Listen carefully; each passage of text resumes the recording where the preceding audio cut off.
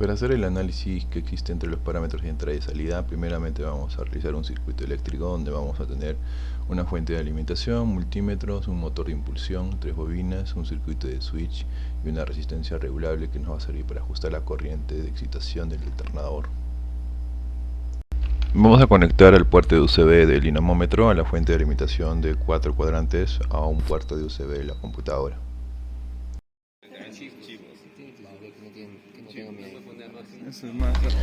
Vamos a ajustar la tensión a aproximadamente 120.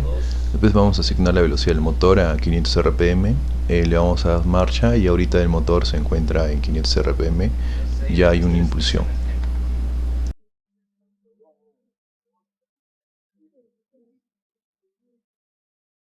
En el osciloscopio vamos a seleccionar las 3 entradas E1, E2, E3, donde podemos observar que ya hay 3 tensiones generadas y vamos a tener ciertos parámetros como frecuencia. Vamos a ver la distancia con las reglitas con el propósito de calcular el ángulo de desfasaje.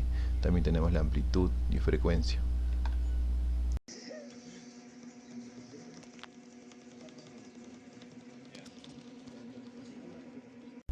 Bueno, ya con el análisis, ¿qué pasaría con la señal de tensión cuando es más grande o menor? En este caso nuestra amplitud de la señal de tensión era mayor.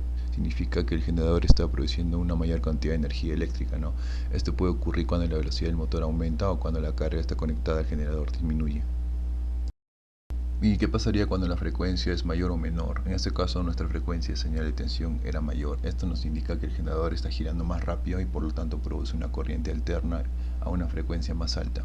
Y en el caso de que la frecuencia es menor, significa que el generador esté girando más lentamente o produciendo una corriente alterna a una frecuencia más baja. ¿Y qué pasaría con la corriente de excitación con este potenciómetro? Puede regular esa corriente de excitación. En este caso pudimos ver que la corriente de excitación controla el campo magnético del rotor y del generador.